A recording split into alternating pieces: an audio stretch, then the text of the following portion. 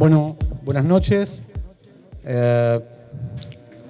Gracias por venir a este teórico. Para nosotros es una actividad que nos gusta mucho hacerla. Es la segunda vez que la vamos a hacer. Ahora la va a presentar Vicky.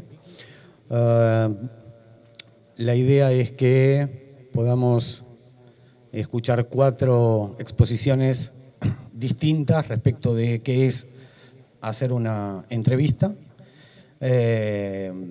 o qué es hacer entrevistas, y que más allá de la especificidad que hace a esta materia, entendemos que las 4 exposiciones les van a servir no solo en relación con esta materia, sino en general para el trabajo que afronten en otras materias e incluso cuando lleven a cabo investigaciones o incluso monografías y ese tipo de cuestiones. Con lo cual, la idea es que cada expositor y expositora lo hagan durante unos 15 minutos y que aprovechemos este encuentro para que puedan preguntarle a cada una de ellas, de manera de poder aprovechar a fondo el encuentro.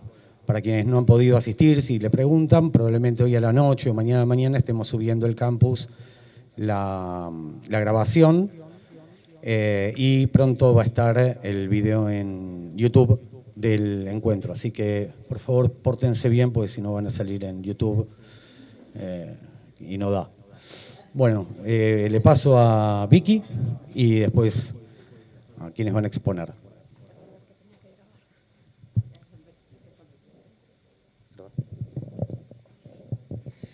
Bueno, buenas tardes, buenas noches a todos y a todas. Gracias de nuevo por estar, principalmente a nuestros invitados. Como decía Gerardo, es la segunda vez que hacemos este evento sobre entrevista.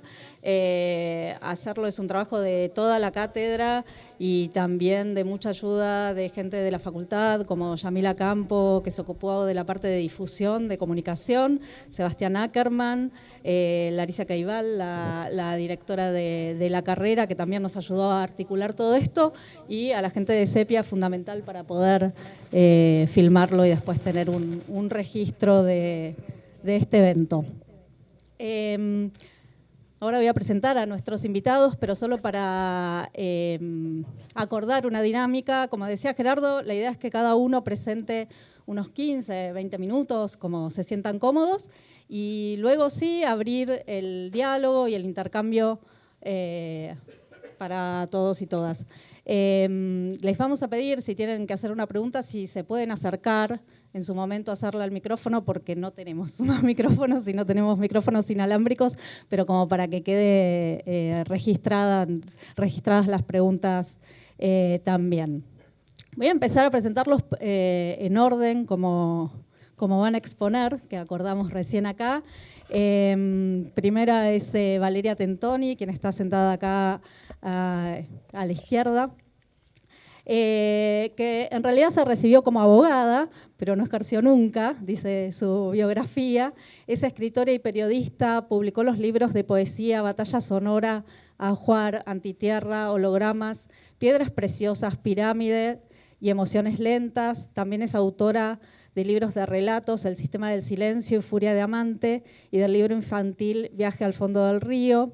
Obtuvo el primer premio en el concurso latinoamericano de cuento Marta Brunet en la Universidad de Chile en 2022, y en 2023 publicó un libro, que recomiendo mucho, de no ficción, que se llama El color favorito, que es sobre entrevistas a escritores, una reflexión sobre este ejercicio de hacer entrevistas. Dirigió proyectos como Revista Pájaro y la Audioteca de Poesía Contemporánea, y trabaja en periodismo cultural y es editora del blog de Eterna Cadencia, la editorial y librería, donde también aloja el podcast que realiza, que se llama Máquinas de Escribir. Luego, en la otra punta, Laura Sobredo, que se formó como médica psiquiatra en la UBA, es psicoanalista, fue parte del equipo de trabajo del CELS entre los años 2004 y 2013, dirigió el Centro Ulloa de la Secretaría de Derechos Humanos de la Nación en los años 2020 y 2021, y actualmente trabaja en el área de desarrollo organizacional de la DOVIC. de la Dirección de Violencia de Defensa a las Víctimas del Ministerio Público Fiscal.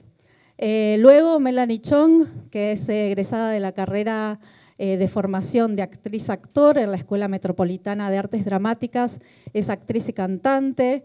Su trayectoria incluye roles en televisión y teatro y actualmente protagoniza el documental Partió de mí un barco llevándome, dirigido por Cecilia Kang, que se proyecta en el Malva. Actualmente está en el Malva y también recomendamos mucho que lo vean.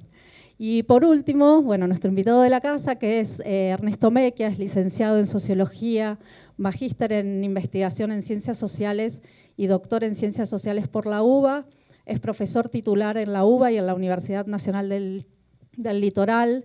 Investiga sobre homosexualidad, biografías y discriminación, especialmente aplicado a la homosexualidad desde un enfoque sociológico interaccionista que busca integrar otras disciplinas como los estudios sociales del discurso y la etnografía de la comunicación. Publicó una serie de libros, entre ellos La cuestión gay, un enfoque sociológico, Los últimos homosexuales, sociología de la homosexualidad y la gaycidad, y El tiempo no para, los últimos homosexuales cuentan su historia. Así que bueno, bienvenidos, bienvenidas a todos. Y bueno, le paso la palabra a Valeria para comenzar y luego vamos conversando entre todos. Bueno, muchas gracias. Es un honor venir a la universidad pública y en este momento más todavía acompañar la universidad.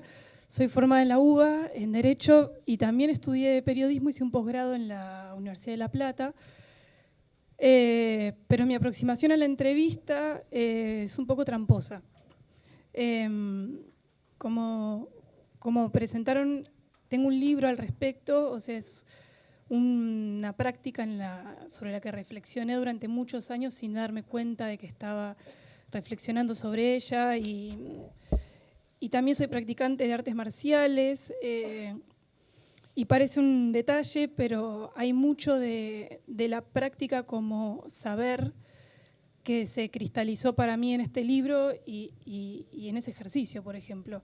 Creo que hay un saber en la práctica. Y este libro del que les estoy hablando es un libro que trabaja sobre la práctica. Una práctica que les decía que empezó de modo tramposo porque yo estudié Derecho, me gradué, no ejerzo, y me di cuenta de que era una carrera que no me gustaba, me hubiese encantado estudiar acá y no me animé, o en letras o cualquier otra cosa, pero no Derecho.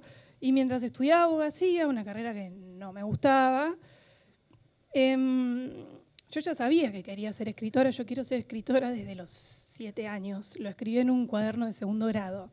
Lo preguntó una maestra y yo puse que quería ser escritora. O sea, lo tenía claro, pero no era tan claro cómo llegar a hacerlo y todavía no lo es. Y creo que es una actividad que tampoco es un ser, es un hacer. Eve Buchart, que es una escritora que les recomiendo mucho si no la leyeron, dice: no se nace escritor, se nace bebé. Parece muy gracioso y ella tenía una gracia muy particular, pero quiero decir, no sé quién es escritor. Creo que ningún escritor o escritora de todos los que entrevisté en estos años, que son más de 15 entrevistando escritores, sabe del todo lo que está haciendo. Pero cuando yo estudiaba Derecho y quería aprender a escribir, aunque estudiara otra cosa, porque seguía escribiendo y me di cuenta de que lo hacía mal, y me di cuenta de un modo un poco triste, que podría contarlo, pero llevaría un tiempo, o gracioso, que fue ganando un concurso de esos que hay en la calle, que son concursos literarios, y cuando llegué al concurso me di cuenta que en realidad había un montón de gente, o sea que habíamos ganado todos, cosa que no podía ser. Yo tenía 19 años más o menos, me di cuenta, esto está mal. O sea que yo escribo mal, porque todos no podemos estar escribiendo, y lo más probable es que yo escriba mal. Pero ¿cómo aprender a escribir? No se me ocurrió cambiar de carrera, se me ocurrió en ese momento anotarme en un taller de teatro. Estaba muy confundida realmente, cosa que no seguí. Y conocí a una amiga que era muy lectora y juntas hicimos una revista literaria, porque leíamos mucho. Fue mi primera amiga lectora, ¿no? Como de más niña no tenía con quién hablar de estas cosas. Y en esa revista literaria yo empecé a entrevistar escritoras y escritores, pero siempre con la idea de preguntarles cómo hacían lo que yo quería hacer. Mi método de entrevista y esto es importante que no crean que estoy hablando desde el periodismo, si bien estudié y tengo un posgrado, no es teoría, sino es una cosa muy personal. Yo pregunto, porque todavía hoy, esta mañana, que hice una entrevista, ayer que hice otra entrevista, quiero saber cómo escribir mejor. Y esa manera de entrevistar genera un tipo de pregunta que tiene cierto grado de ingenuidad, que quizás no es tan común, me da la sensación, por las devoluciones que tengo de mis entrevistados y entrevistadas. Porque yo realmente pregunto lo que no sé, y creo que el lugar más potente en la vida es el lugar de aprendiz. O sea, el lugar en que están ustedes es el lugar que yo preferiría en este momento. A mí me gusta mucho más aprender. Y las entrevistas son para mí espacios de aprendizaje. La entrevista literaria, por otro lado, si les gusta leer, si les gusta escribir, o si les gusta leer, o la entrevista a artistas en general, porque para aprender a escribir no entrevisté solamente escritores. De hecho, trabajé en Diario Crónica, por ejemplo, y creo que eso también informó mi escritura. De hecho, creo que todo es enseñanza para escribir. Cuando uno quiere hacer algo, todo colabora. Pero en este caso, la entrevista a escritores es muy particular, porque pensemos que esta, sin embargo, es una instancia muy pública en la que alguien que produce una obra de arte mediada, como es el libro, o sea, un libro, cualquier libro, no necesita de su escritor o su escritora al lado. Puede ir solo por el mundo, de hecho es un problema, o sea, tus libros siguen por ahí y hablan, quizá vos ya te arrepentiste de todo lo que escribiste, y el libro sigue hablando. El libro no necesita a los escritores. Pero cuando se entrevista a los escritores se los pone en una situación muy expuesta, y quien entrevista tiene que ser consciente de la delicadeza de la tarea, ¿no? No solamente porque quien entrevista no es un animal oral por lo general, esto que decía que es un arte mediado, la diferencia, por ejemplo, del teatro, que el actor actúa en escena y lo vemos haciendo lo que hace ahí, nosotros no vemos al escritor escribir, o sea, vemos el libro, leemos el libro. Todo lo que pasó antes no lo vimos, es materia privada. Entonces, quien entrevista tiene la tarea de codificar. Ahora hay desgrabadores automáticos que son muy buenos, lamentablemente. Yo sufro que la inteligencia artificial esté pudiendo reemplazar algunas cosas y creo que lo que nos queda más humano va a ser la errata, el error va a ser lo más humano que tengamos. Pero durante mucho tiempo no hubo y yo tenía que desgrabar los audios. La desgrabación es una tarea, o sea, yo hago la entrevista y luego tengo un audio con la voz del entrevistado y tengo que pasarlo a texto. En esa transcripción hay también una tarea de edición. Hay muchas maneras de hacer esto. Yo sigo a Ricardo Piglia en la tradición de que las entrevistas son obras que deben ser legibles y que permiten correcciones. Cuando alguien habla, no habla prolijamente como alguien que escribe. O hay docentes, sobre todo la gente que hace docencia, sí, suele hablar de modo muy articulado y con una retórica perfecta, pero por lo general hay repeticiones, furcios, equivocaciones, vaivenes. Bueno, cuando uno desgraba tiene que salvar todo eso, o yo creo, y el producto es otro texto. Entonces, el tipo de entrevista con el que yo trabajo es un tipo de entrevista que más que buscar el trofeo de la confesión o de que digan algo con lo que yo pueda titular, tipo crónica o tipo Infobae, que también tiene ese tipo de titulación, yo busco sobre todo, para empezar, un encuentro humano, que otro de los motivos por los cuales entrevisto es que quiero conversaciones interesantes. Por lo general no hablo de cosas tan interesantes como la que hablé esta mañana sobre tradiciones espirituales y libros sagrados, por ejemplo. Fueron 2 horas maravillosas que me pasé. Y me paso 2 horas, 1 hora maravillosa con un montón de personas extraordinarias entrevistando así.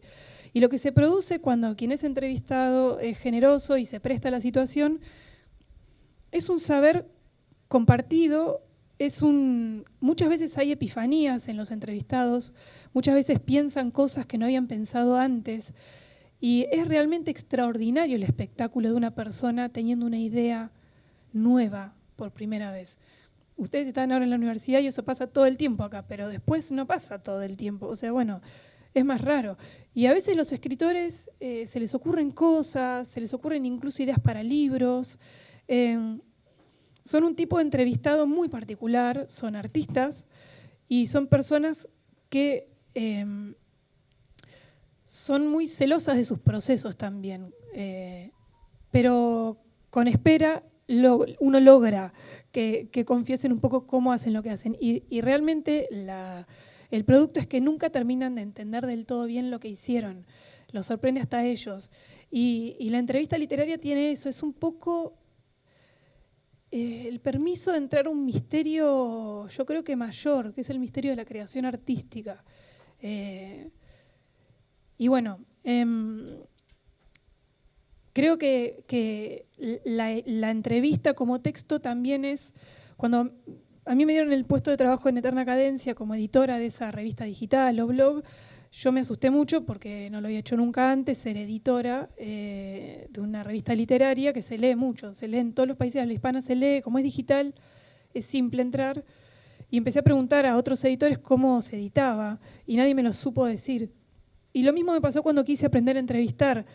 Hay algunos libros de teoría, pero no hay tantos, de Rivera, Sarlo tiene algunas, pero lo que más me informó sobre cómo aprender a entrevistar fueron libros de entrevistas. María Moreno tiene uno extraordinario, que ahora lo acaban de reeditar, Vida de Vivos, que es extraordinario. Es un libro, son entrevistas, pero cómprenlo si tienen o pídanlo prestado, porque es una belleza. O sea, Cristian Kupchik tiene otro, María Esther Gili, una uruguaya, también la seguí mucho. Entonces yo aprendí a entrevistar leyendo cómo otros se entrevistaban. Bueno, hasta ahí, yo creo que ahí ya tengo como 15 minutos. Podría seguir porque obviamente es un tema que me apasiona, pero no quiero como... Sí. Puedo leerles algo del libro si quieren, alguna... ¿Sí? ¿Voy bien? Yo soy muy acelerada y siempre... Perfecto. Bueno, puedo leer un pedacito. Esto también es interesante, que lo había notado. En la entrevista, que es un género, por lo general se entiende periodístico y lo es.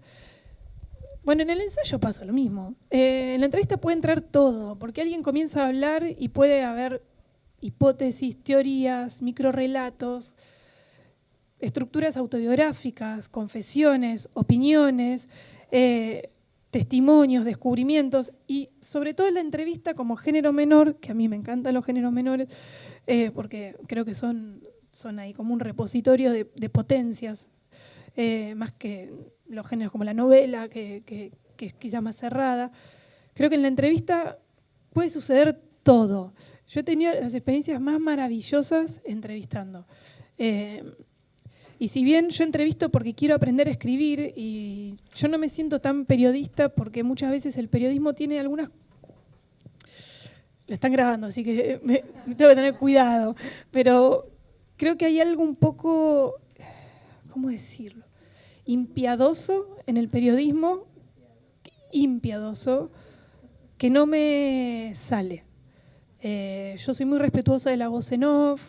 En este libro en particular, que trabajé sobre un maestro que tuve de escritura, que fue Alberto Laiseca, un gran escritor que les recomiendo, yo podría haber contado muchas cosas que elegí no contar. Yo me siento escritora, o sea, pero trabajo de periodista, y la realidad es que hago periodismo como una escritora. No hago un tipo de periodismo, no sé, quizás, no sé qué me dirían en la facultad de periodismo por cómo hago las entrevistas. Pero, claro, lo que pasa es que... Claro, pero igual tengo método, porque bueno, esto es importante decirlo. Para entrevistar escritores yo leo mucho, que es algo que no es tan común. Y no es tan común, también hay que saber entender, el periodismo está, o sea, ganamos menos que los bomberos, una vez leí, no sé, tendría que chequearlo, ¿ves? Ahí no chequeé el dato, pero digo, el periodismo está muy mal pago y el tiempo no alcanza para prepararse lo suficiente para hacer una entrevista. Idealmente, en otras épocas, vos incluso te podías mandar de viaje, entrevistar a alguien, te da muchísimo tiempo para hacer una entrevista. Yo ahora, o sea, le estoy contando que hice hoy a la mañana una entrevista y ayer otra. Leí estos libros el fin de semana. yo sí leo, pero hay mucho periodismo que no alcanza a leer, y la lectura yo creo que es clave. O sea, leer los libros de los escritores antes de entrevistarlos no solo aceita mucho la conversación, sino que le da... yo noto que a quienes entrevisto sienten que yo entré como a su libro. Yo me puedo mover dentro de lo que hicieron con mucha comodidad porque me preparo mucho. O sea, verdaderamente no es un accidente que ellos se sientan cómodos, porque yo me preparo de un modo marcial. O sea, leo las entrevistas que ya dieron, intento que no se repitan. Por ejemplo, algo muy común en las entrevistas y también comprensible es que se repiten. Uno ve que los artistas vuelven a decir las mismas cosas muchas veces. Bueno, los políticos también lo hacen, ¿no? Es muy común, ¿no? Tampoco hay tantas ideas en la cabeza de una persona.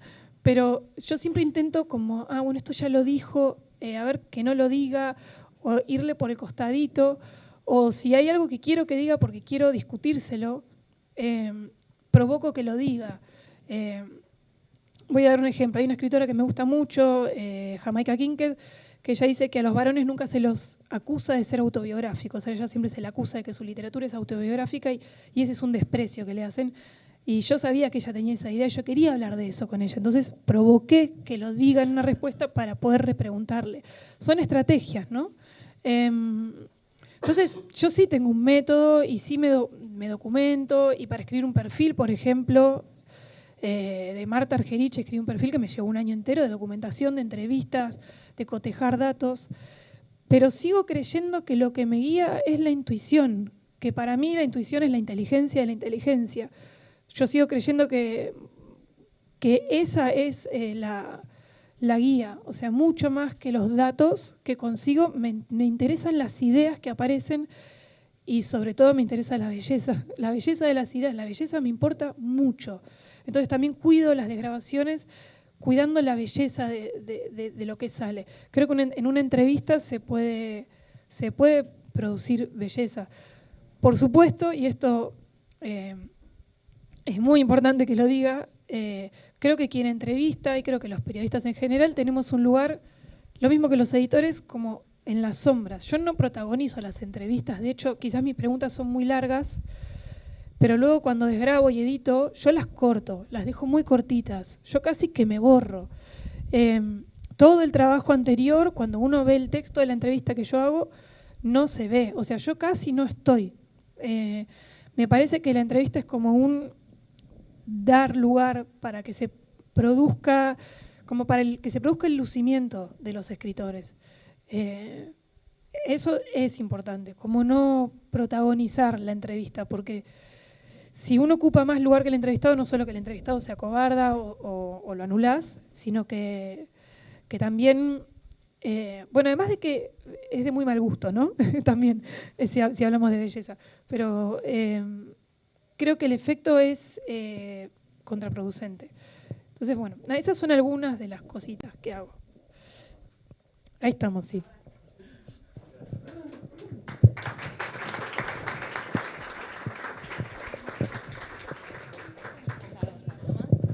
Largo, ¿no? Sí. Genial. Ahí estamos, ¿eh? Sí, ahí estamos. A ver, sí, estamos bien. Bueno, buenas tardes a todos, a todas, a todes. Gracias, Gerardo, gracias, Vicky, por la invitación. Estoy contenta de estar aquí y estoy un poco conmovida de estar aquí porque me olvidé cuando le mandé a Vicky la presentación, para no poner, cuando uno tiene más de 50 tiene que tener cuidado de no presentarse como muy largo, porque es como una confesión. Ya no es que hiciste muchas cosas, es que estás vieja. Entonces hay como que achicar. Y hoy me acordé que volvía después de muchos años, de casi 2 años largos a la facultad. Me formé en la UBA, sí estaba contenta, no tuve la misma experiencia que Valeria. Me formé como médica y como psiquiatra en la UBA y disfruté enormemente de ese tránsito y de esa pertenencia y fui docente en la Facultad de Medicina de la UBA hasta el 20, cuando me retiré de esa tarea. Así que muy contenta de estar compartiendo con ustedes en una materia que también estaba en primer año de la carrera de medicina, que fue el lugar donde me quedé más tiempo. Bueno, y voy a tratar de contarles hoy algunas cosas. Me había puesto un reloj que ya no lo puse. Bueno. Gracias. de cómo entrevistamos los psiquiatras o cómo entrevista una psiquiatra que vengo a ser yo. Entonces me fijaba, gracias, entonces me fijaba, pensaba, bueno, ¿cuál psiquiatra, no? Porque no tengo mucha, me hice algunas notas, no tengo mucha posibilidad de dar cuenta como de una media estadística. ¿Y en qué escena? Porque los psiquiatras entrevistamos en muchas escenas distintas, ¿no? Yo hoy voy a tratar de contarles algunas cosas de lo que hacemos en el ámbito asistencial en una primera entrevista. Esas primeras entrevistas a veces se prolongan durante mucho tiempo, ¿no? No suceden una sola vez. Pero no voy a hablar de las entrevistas en la urgencia subjetiva, ni de las entrevistas periciales, ni de las entrevistas en el ámbito de acompañamiento a víctimas de delitos, cosas que los psiquiatras hacemos, ni de las entrevistas en la internación, ¿sí? Sino de una estructura como un poco más tranquila, que es imaginarse a una psiquiatra en un ámbito asistencial, en un consultorio, ¿sí? Público, privado, en algún lugar del sistema de salud, recibiendo a alguien que viene a consultar. Y que ese alguien que viene a consultar es una persona adulta, porque si estuviera aquí una psiquiatra que trabaja con niños, niñas y adolescentes, contaría otras cosas. Y haciendo pie en mi experiencia, esa persona que viene a consultar es una persona que está severamente perturbada en términos del sufrimiento que implica el padecimiento que la trajo a la consulta. Le pasan cosas que lo hacen sufrir mucho. Esa es la medida que funciona en mi consultorio, digamos. Que también se puede llamar psicopatología grave. Vamos a tratar de usar palabras de unas y de otras. Una entrevista que hace una psiquiatra es un encuentro entre dos que hablan de uno. Esa es una definición bastante clásica, ¿sí? Que está en los libros, de psiquiatría. Son dos que hablan de uno y para eso se ponen en juego dos conceptos que usamos como habitualmente, que son la abstinencia y la neutralidad. La abstinencia quiere decir que en ese encuentro una está privada de hablar de las cosas propias. Está en abstinencia, ¿sí? Es re difícil. Te está pasando algo como muy trascendente, viene un paciente, habla de lo mismo y vos tenés unas ganas de decirle, ¿sabés qué? El otro día. No vale. Abstinencia. En abstinencia y en neutralidad, ¿sí? No hay neutralidad posible en relación con la posición ética del psiquiatra. No hay neutralidad posible. Si no corresponde la opinión propia, la de la abstinencia, ¿sí? A alguien le parece maravilloso practicar artes marciales, no vale decir que a uno le parece genial o que le parece un desastre. No corresponde, mientras disfrute, no se lastime, la pase bien, conozca gente, no hay nada para decir, ¿sí? No hay neutralidad posible en relación con eso, somos neutrales. No hay neutralidad posible en relación con la posición ética del psiquiatra que se pone en juego en sus intervenciones bien rapidito, ¿sí? Uno tiene opinión y tiene fronteras de hasta dónde puede intervenir, ¿sí? Y tiene humanas limitaciones y lugares en el mundo que ocupa. Yo tengo un consultorio que a mí me parece maravilloso, que ahora uso poco y añoro. No, es bastante sencillo, pero tiene una cosa muy típica que es biblioteca, ¿no? Y en la biblioteca se ve quién uno es. Y en el barrio donde queda el consultorio se ve quién uno es, y cuando uno llega se ve quién uno es, ¿sí? Y hay días donde no se habla de otra cosa más que del cierre del Bonaparte, ¿sí? Hay algunos días, yo recuerdo la voladura de la AMIA y algunas preguntas entre colegas que decían, ¿hay que decir algo de esto en el consultorio? No hay que decir nada. Y algunos decíamos, no se puede vivir sin decir nada. Es enloquecedor.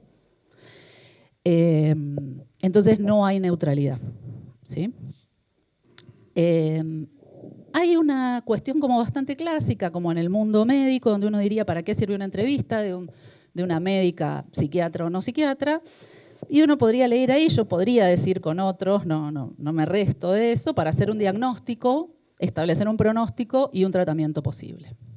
Uno diría, la gente se encuentra con los médicos para que los médicos hagan un diagnóstico, instauren un tratamiento y hagan un pronóstico de cómo va a ir ese problema.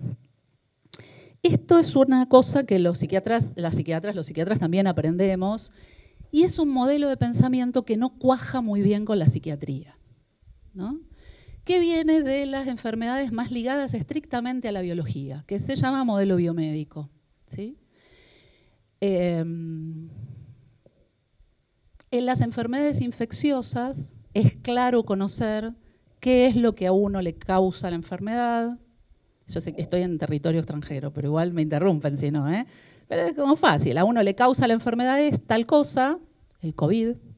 Los médicos sabemos qué mecanismos se distorsionan en el funcionamiento del cuerpo anatomofisiológico, es decir, en la estructura del cuerpo y en su funcionamiento, y establecemos tratamientos que vuelvan para atrás esas disfunciones, ¿no?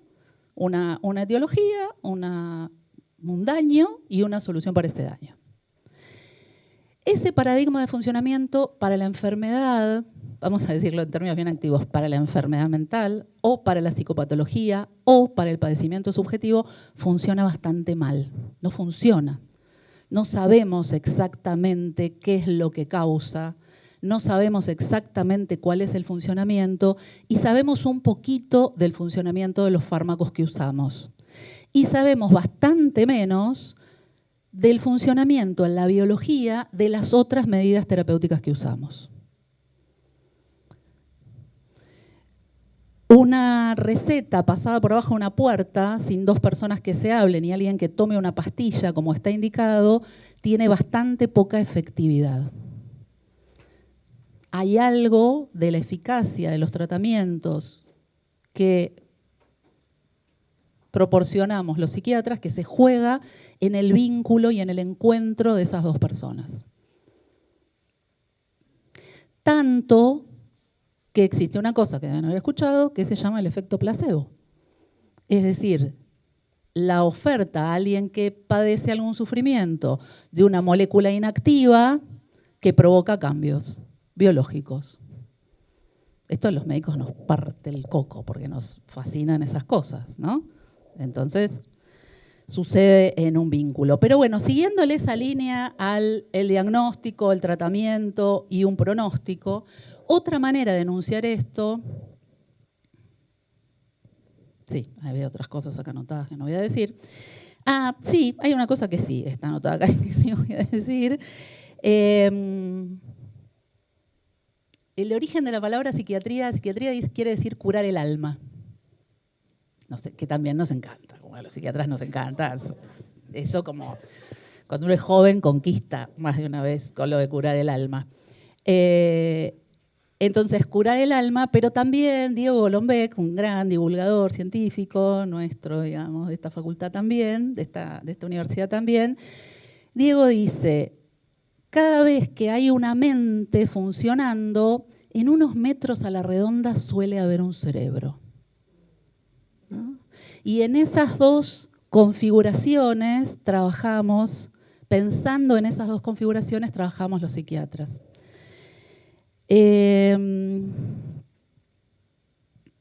Hacer un diagnóstico, podríamos hablar, me parece que no es interesante, si a alguien le da curiosidad, preguntan y les cuento, hablar de sistemas diagnósticos, dimensionales, categoriales, maneras de hacer un diagnóstico. Hacer un diagnóstico es poder situar en esa entrevista qué es lo que convoca la intervención. ¿Sí? Me vienen a ver a mí, que soy psiquiatra, y hacemos un trabajo juntos con esa persona que me viene a ver para que podamos precisar qué vino a buscar, por qué me vino a ver. Hay una pregunta bastante clásica, abridora de esos encuentros, que es, ¿qué te trajo por acá? ¿No? Es un obstáculo, nos pedían que comentáramos obstáculos, es un obstáculo cuando lo que lo trae por acá o la trae por acá es la mamá, el novio, la amiga, el primo.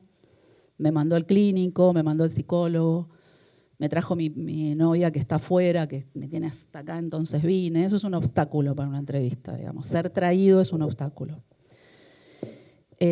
No poder hablar, que las personas no puedan hablar es otro obstáculo, porque la entrevista es casi el único método diagnóstico, ahora claro, los dos casi, ¿qué quieren decir? Que tenemos los psiquiatras. Casi no tenemos otro método diagnóstico. Entonces, hacer un diagnóstico es situar qué es lo que convoca la intervención.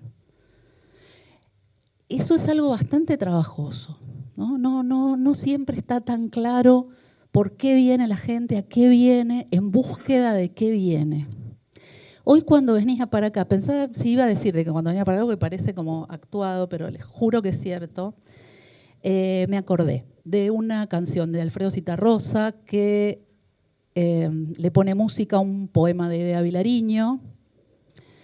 Escuchar a Zitarrosa es como un poco bajón, pero lean a Edea Vilariño, que es una cosa maravillosa, además a la edad de ustedes es mejor todavía, que dice, estoy yendo a esto del diagnóstico, ¿no? Y situar. Quisiera morir ahora de amor para que supieras cómo y cuánto te quería. Entonces, si alguien se encontrara con un psiquiatra diciendo esto, sería como raro, ¿no? Que alguien entre diciendo esto. Pero en esa frase, ¿qué será lo que convoca la intervención? Morir, ¿no? Ahora, porque capaz es una urgencia, capaz lo que convoca la intervención es ahora. Quizás lo que convoca la intervención es morir. Quisiera,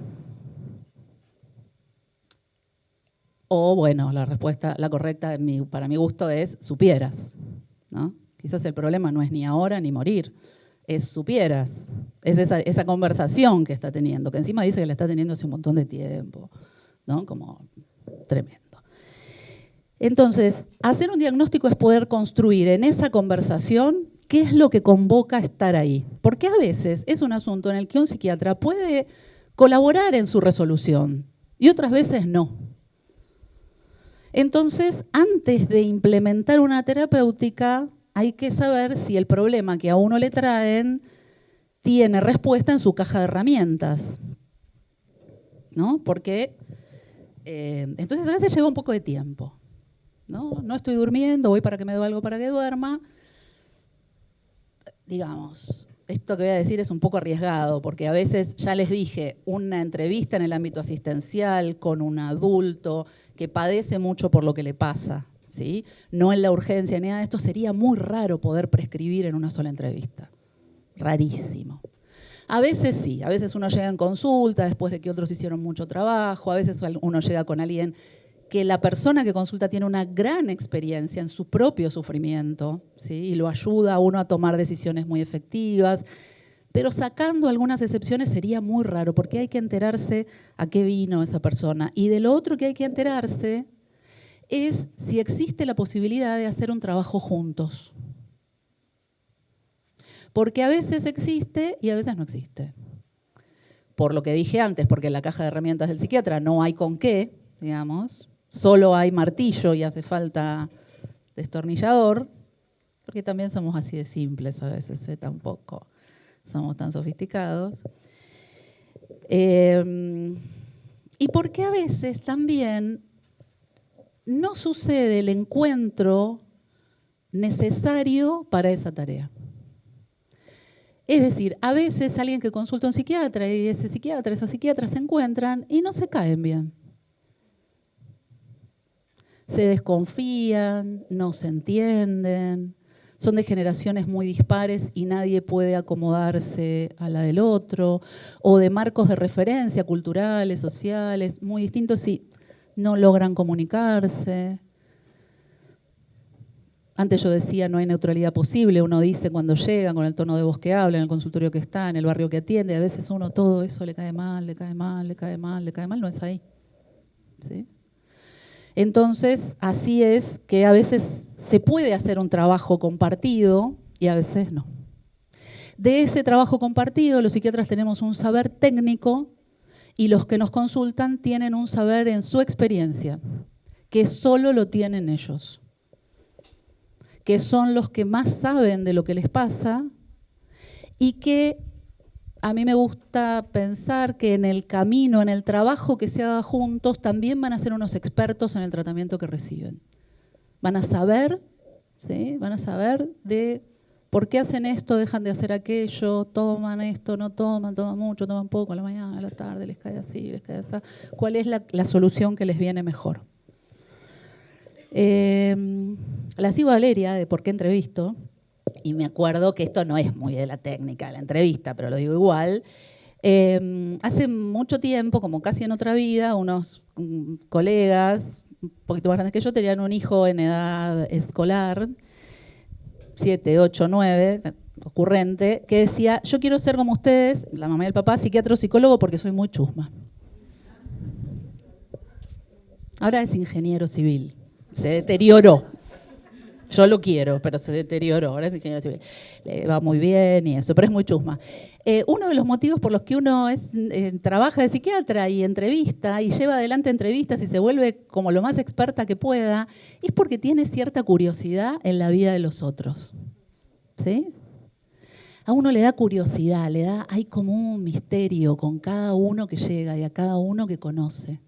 Y en general, si uno puede mantener entrevistas con la misma persona durante mucho tiempo, hay algo que quiere saber cómo es esto del alma y del cerebro también, ¿no? Como hay algo que hay que tenerlo a raya, pero que posibilita esos encuentros.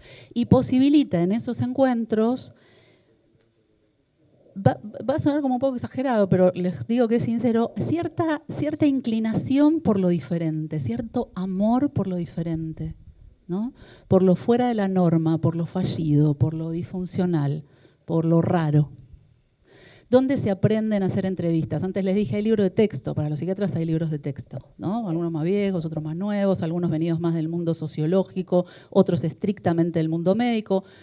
Cuando uno se forma como psiquiatra ya se formó como médica y entonces sabe cómo preguntar algunas cosas y va enriqueciendo de otros lugares. Y también en esta línea como de las recomendaciones, bueno, del mundo del psicoanálisis, ¿no? De los psicoanalistas. A esto de amar lo diferente, Silvia Bleichmar le llamaba poder dar una acogida benevolente.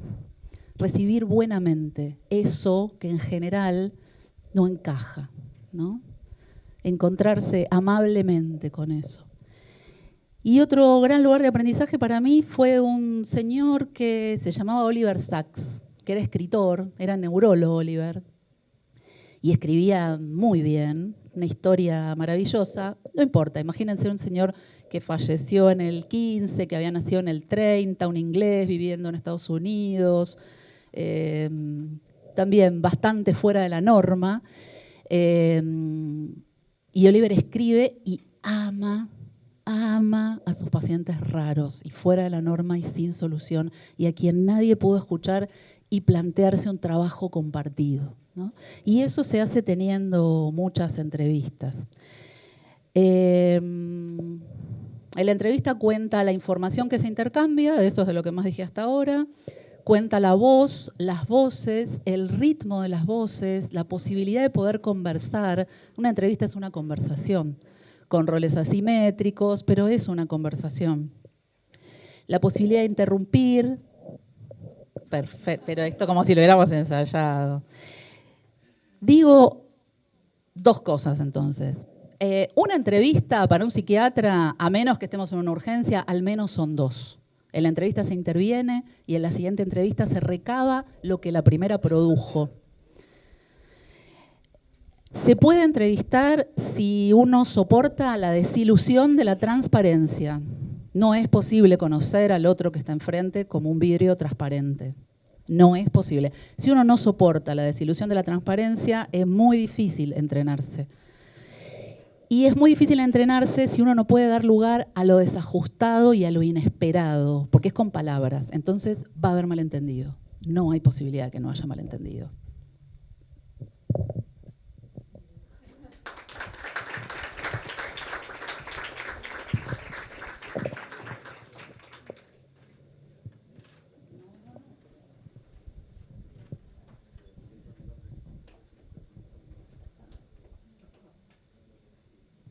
¿Voy?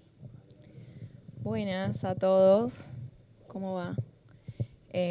Mi nombre es Melanie Chong, soy actriz, y cantante, como dijo Victoria. Estoy muy feliz de estar acá. Para mí es un honor estar rodeada de académicos y futuros académicos allá. Victoria me invitó porque ella vino a ver la película, el documental que ahora se está proyectando en el Malva, todos los sábados a las 6. Y la película, la directora es documentalista y es una directora que, bueno, esto fue muy loco, yo a Victoria la tuve que llamar para preguntarle, yo no hago entrevistas, o sea, yo no sé de qué querés que hable acá, porque yo siempre estuve como más del lado de entrevistada, digamos, y en este documental también, pero a su vez Victoria me dijo, pero pará, hay escenas, bueno, les voy a contar brevemente de qué se trata la peli porque creo que es importante. Se llama Partió de mí un barco llevándome, no sé si lo dije, perdón, por ahí me pongo muy verborrágica. Y es un documental sobre, entrelaza como la historia, esta historia atroz, esta porción de la historia muy atroz de las comfort women, no sé si alguna vez escuchó algo de eso, se las describía eufemísticamente hablando así a unas esclavas sexuales que eran obligadas a mantener relaciones sexuales con militares japoneses durante la Segunda Guerra Mundial, y a su vez entrelaza mi historia de vida, digamos, que no es trágica ni nada la peli, pero sí me sigue a mí y habla mucho sobre el desarraigo, sobre la cultura, sobre la doble identidad, sobre un montón de cosas. Y en esa película yo le pregunto mucho a mi mamá, por ejemplo, y a mi hermano, y estoy como que ando por la vida preguntando. También aparece un guía en la película, porque bueno, no quiero spoilear tampoco, pero bueno, sí aparece un guía al que le pregunto cosas. Y nada, yo pensaba un poco en lo que decía la doctora, ¿no? Bueno, yo pensando... ¿Verdad? Perdón. Bueno, pero no es un honor que te digan... ¿No? Ok, no. No, doctora. Bueno, que a mí, por ejemplo, me pasaba... tengo una escena un poco fuerte con mi mamá. Bueno, no sé si fue... Bueno, sí, es fuerte. Con mi mamá, a la que no sé si es porque es algo... Voy a arrancar de vuelta. El rodaje, o sea, se hace de una manera muy... la directora a mí me preguntaba cosas, entonces la cámara andaba y estaba muchas horas prendida y ella me hacía preguntas, entonces como que íbamos desarrollando la escena así medio raramente, es un documental muy raro. Y, por ejemplo, a mi mamá lo que yo trataba de hacer era, sabiendo que estaba la cámara ahí, yo no me quería como angustiar, o sea, yo siendo actriz también era extraño, porque uno también siendo actor o actriz o intérprete sabe que tiene una cámara enfrente y sabe que cómo le está enfocando, qué se está viendo, como toda una cosa así. Y yo con mi mamá, por ejemplo, trataba de mantener una especie de neutralidad, ¿no? Como para... Es medio psicópata, pero como para mantener una especie de... Sí, sí, acá está para atenderme. Pero como para mantener una especie de sí, como de balance de emociones. No sé si alguna vez a alguno le pasó. Cuando pregunta una cosa que sabe que es un poco fuerte, pero trata de mantener como una especie de neutralidad para no entrar en esa, porque si no seríamos dos mujeres en llanto. Y nada, eso por un lado con mi mamá, y después tengo otra escena con mi hermano en la que también, ¿no? Como una sensación de tener que hacer entrevista tratando de mantener una neutralidad y una como calma, no sé, sí, como una distancia, para no generar como una especie de revuelo emocional. Y después también la directora, me anoté algo que era, esto, que es un espectáculo, tener una idea nueva. Que es verdad, a mí la directora en un momento me pregunta algo sobre de qué se trata el documental. Entonces, claro, uno al ser entrevistado trata de decir siempre algo muy fantástico, no sé, como que uno siempre trata de ser relevante. Pero es verdad que se le vienen también como ideas nuevas, o sea, yo no tenía ni idea de lo que se trataba en ese momento el documental, más siendo sujeto documentado, a mí me parecía muy extraño también. Entonces, nada, a mí se me plantea esa pregunta y es verdad que se me abrieron un montón de preguntas a la vez, pensando en de qué se trataba el documental. Entonces, bueno, ahí sí como que veo que a uno le saltan ideas cuando le preguntan cosas, y entonces es medio un devenir de ideas nuevas y de tener que desarrollar cosas. Y después, para que me anote más cosas.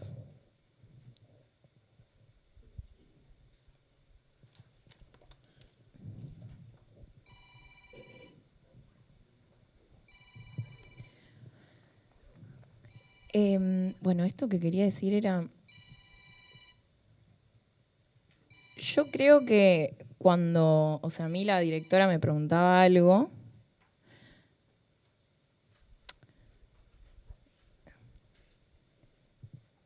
como que nunca querés dar mucha información, que es un poco lo que como que uno elige la información que quiere dar. Y también, esto me lo acuerdo porque en el Malva nos quedamos un ratito después con el equipo a responder un par de preguntas que nos hacen, o sea, y eso es pura entrevista, no sé, pero entrevista de gente que nada, que son espectadores que vinieron a ver la película y les dan y tienen curiosidades por diferentes cosas y vienen de diferentes fondos y culturas y bla, bla. Y a mí cuando o sea, hay cosas, ponele, que me doy cuenta que hay como dos tipos de preguntas, unas que son como más históricas y otras que después tienen que ver más con lo personal. Al ser un documental, obviamente la gente tiene curiosidad sobre la vida de uno. Y a mí, por ejemplo, me preguntaron algo como... Tranquilo, no pasa nada. Me preguntaron algo como... Y después de este documental, ¿vos pudiste sanar tu relación con tu mamá? Y vos decís como, no te quiero contestar esto. Entonces uno, como entrevistado y como de no querer contestar algo, se empieza a desviar. Y contesta cualquier cosa porque no quiere contestar lo que le preguntaron.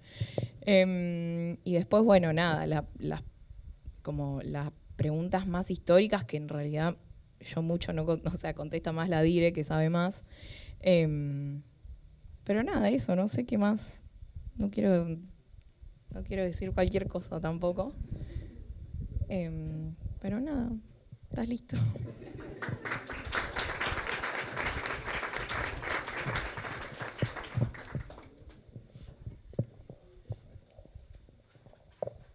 Bueno, buenas noches. Estoy muy agradecido a Gerardo Alpern y a Victoria Irizarry por poder compartir este momento con todos y todas ustedes y con el panel, ¿cómo le decimos a esto? Al panel. Bueno, yo soy un fanático de las entrevistas, que son entrevistas que hago en el contexto de investigaciones mías, ¿no? Esto es para tener una imagen rápida que contrasta con la imagen que también presentó Laura, ¿no? La gente va o es llevada hacia vos. Bueno, yo voy hacia la gente y trato de pedirles que me den una mano. Esto tiene mucha importancia para mí, que me den una mano para una investigación que estoy haciendo yo. Eso también me sitúa en otra clase de responsabilidad distinta de la de Laura.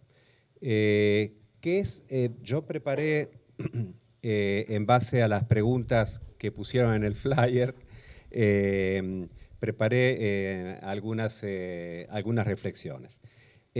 Primero, ¿qué es una entrevista? Para un sociólogo. Una entrevista para un sociólogo debe ser una narración conversacional creada conjuntamente entre quien entrevista y quien es entrevistado. Es decir, es un cotexto que se arma en base a un tema definido de conversación. Una buena entrevista, una buena narración conversacional, depende del contexto creado antes y durante la conversación. No es que uno va a, como figura ese verbo espantoso en la literatura metodológica, a recoger datos en una entrevista. No, yo no voy a pasarle una red por la cabeza a sacarle las ideas al entrevistado. No, no, no, eso es súper positivista, súper objetualista. No, me tengo que bancar que debo crear un contexto para la conversación. Y si es un contexto para la conversación, es un contexto de acogida, ¿sí? De hospitalidad. Para que tengamos ahí también una imagen de qué significa para mí la entrevista, ¿no? Es decir, la imagen contraria a recoger datos, podemos pensar en una jugada de ajedrez, ¿sí? Si yo muevo una ficha de determinada manera, puede ser que la persona, digamos, mi propio juego incita a la persona a mover sus propias fichas. Claro, yo no tengo que ganar en el juego del ajedrez, pero quiero decirles que el movimiento discursivo de uno afecta el movimiento discursivo de los demás y hay que afectar, porque todo se afecta en una entrevista, de una forma que el discurso del entrevistado o la entrevistada surja, ¿sí? Que se manifieste, más allá de renunciar a toda idea de transparencia, como también dijo la doctora. Esto me parece muy importante. Los datos a recoger no existen por fuera de la conversación que los genera. Tenemos que conversar. De ahí salen los datos, ¿no? Y otra cuestión que me parece muy interesante, dije que en la entrevista vamos a conversar abiertamente, pero sobre un tema definido. Es decir, dependiendo, por supuesto, de qué clase de entrevista vamos a hacer, ¿no? Pero bueno, yo soy una persona que acostumbro a contactarme con bastante antelación a las personas que yo voy a entrevistar, sea que tenga que pasar por una mediación institucional o que entreviste directamente a una persona. Bueno, como yo me tomo en serio la conversación, ¿sí? Yo preparo, explico de qué vamos a hablar, porque el contrato comunicativo se origina en mi necesidad de que me dé una mano esa persona. Entonces, bueno, yo trato de explicar lo más posible de qué voy a investigar, de qué estoy investigando, de qué tendríamos que hablar, y no solamente porque eso me va a servir a mí, sino porque le doy tiempo a la otra persona para que prepare lo que me quiera decir. Es decir, le doy tiempo para que yo acoja todo lo que deba acoger, ¿sí? Me parece increíble a veces cómo se dice, bueno, nos vemos en tal bar, nos vemos en tal lugar y caes ahí, en mi experiencia, bueno, primero con Walkman, después con MP3, caes ahí y haces la entrevista. Vamos a hablar sobre aborto y nada más. No, contale de qué es tu investigación sobre el aborto, contale de qué es, en mi caso, tu investigación sobre el envejecimiento gay y te sentás, compareces ante el entrevistado, ¿sí? Sabiendo que el otro está bien en tema sobre lo que vos querés investigar y te va a decir con la preparación debida todo lo que tenga que decir. Si vos, por supuesto, generás contexto, ¿sí? ¿Y qué hay? ¿Qué se busca en una entrevista? Bueno, en una entrevista, creo yo, buscamos hechos e información identitaria. Buscamos hechos y actitudes frente a los hechos. Si yo buscaría solamente hechos, hago una encuesta. Por ejemplo, las preguntas qué, cómo, cuándo, no, qué, por qué, cuándo, dónde, la puedo hacer, digamos, en una encuesta, ¿sí? ¿Cuántas series viste en los últimos 3 años? ¿Sí? 3 años, cualquiera, ya es la hora de la noche. ¿Qué diario lees? ¿Sí? ¿Qué género de televisión preferís? ¿Sí? Son hechos. Mira, prefiero esto, no prefiero lo otro. No, yo lo que tengo que preguntar en una entrevista son cuestiones que me hablen o que me permitan tener indicios acerca de la identidad de esa persona, ¿sí? Es muy triste cuando finalmente sociólogos, sociólogas o gente que estamos en las ciencias sociales hacemos entrevistas para pasar la red y sacar hechos, ¿sí? Hay un texto alucinante que se los recomiendo, después se lo puedo mandar a Gerardo y a Victoria. Es un texto de Daniel James, un historiador británico que se llama Doña María, Historia de vida, memoria e identidad política. Doña María fue una sindicalista muy importante en el mundo de la carne, fue una sindicalista que trabajó en Berisso, en el frigorífico Swift Armour. Ella era del Partido Laborista, un partido que tuvo una incidencia muy importante en el 17 de octubre de 1945, y después, con el peronismo, todo mal. Muchos años después, bueno, doña María, por supuesto, desarrolló toda su vida dentro de la comunidad de Berisso. Ella es como la custodia de la historia de esa comunidad que progresó, onda comunidad organizada, durante toda su vida. A doña María la habían candidateado, este hecho se sabe, la habían candidateado como diputada para las elecciones de 1951, Finalmente, a doña María, por su pasado laborista, ¿sí?, fue un hecho que la bajaron de la lista, ¿sí? Entonces, ¿qué dice James, no? La voy a entrevistar a doña María, le pregunto por esto, y doña María empieza a decirme, y se sabe, digamos, además, quiénes, hechos, ¿sí? Me bajaron, y además sé que fue este y este. Se sabía, ella también lo sabía. Y sin embargo, doña María, cuando empieza a contar, ¿sí?, empieza como a, entre comillas, gambetear o a desviar su discurso, ¿sí? Y en vez de reconocer el hecho de que desde adentro del peronismo la habían recontra cagado, podemos hablar así hasta ahora, ¿no? Ah, pero está grabado. Bueno, eso fue un hecho, y sin embargo, doña María lo esquiva. Entonces, ¿qué hace ahí un entrevistador? ¿Se pone más papista que el Papa? Ya que sé que es todo grabado. ¿Se pone más papista que el Papa? Es decir, le dice, pero no, volvamos al hecho, doña María, ¿es verdad que a usted la cagaron?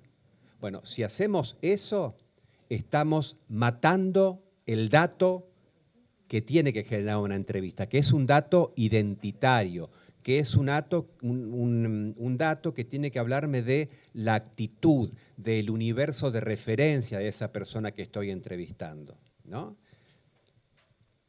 Entonces, ¿qué dice doña María, ¿no? En vez de hablar que desde el peronismo y de que gente concreta del peronismo, con nombre y apellido, la había perjudicado en su candidatura, ¿sí?, ella inventa, ¿no?, un personaje que es una señora que tenía plata. Y parece que una señora que tenía plata, ¿sí?, en un momento donde el peronismo tenía muchísimo poder, parece que una señora con plata viene, ¿sí?, y sobornaría con su plata a gente para que la bajen de la candidatura, ¿sí? Y agrega doña María, en realidad, ¿sí?, esta señora con plata es como que corrompe todo. ¿Qué tenemos ahí? Bueno, tenemos que el hecho está reconocido. Efectivamente, no negaba a doña María, mira, me bajaron de la candidatura. Sin embargo, hay una especie de deslizamiento, o una especie de, desplazamiento de la responsabilidad. Un entrevistador tiene que saber acoger esa, por Dios, mentira, esa fábula, dice Daniel James, de la señora con plata. ¿Por qué? Porque eso que me está contando habla de la identidad personal y política de doña María, que pasó toda su vida en Berisso, ¿sí? Es decir, fíjate vos cómo no puntualiza la culpa dentro del peronismo, sino que la pone afuera, ¿no? Bueno, ese desplazamiento, ¿sí? ¿Existió la señora con plata? No lo sabemos. Probablemente no existió la señora con plata. Sin embargo, como dicen muchos historiadores, ¿no? A través de estos desvíos, a través de estas fabulaciones, ¿sí? Uno que accede no a la verdad, no al relato de la verdad, sino a la verdad del relato. Doña María identitariamente se experimenta a sí misma frente al investigador que tiene enfrente de esta manera, ¿sí? Yo no puedo reconocerme si no es adentro del peronismo. O sea, entonces la memoria de ella o la operatoria discursiva de ella, ¿sí? No necesariamente a propósito, va sacando cosas y va componiendo su propia fábula. Si yo le digo, no, doña María, a vos te embromaron, vamos a hablar de esto, ¿qué estoy haciendo? No estoy dando acogida a la fábula, ¿sí? ¿Podré serle muy fiel a los hechos? Ponele, pero no le soy fiel a ese dato que tiene que ver con la identidad social y política de la persona que me da la entrevista, que gastó su tiempo para ayudarme en mi investigación. Y si además hago eso, soy un pésimo sociólogo. Por otra parte, si los académicos ya sabemos los hechos, ¿por qué queremos que el entrevistado me cuente lo mismo que yo sé? ¿Qué es esta relamida académica? No me importa de qué he grabado. ¿Qué es esto? ¿Qué es esto? O sea, tengo que usar a la gente también para que me reconfirme la historia, suponete objetiva, ponele, que yo realmente sé, un delirio. Entonces, bueno, ¿qué busco en la entrevista?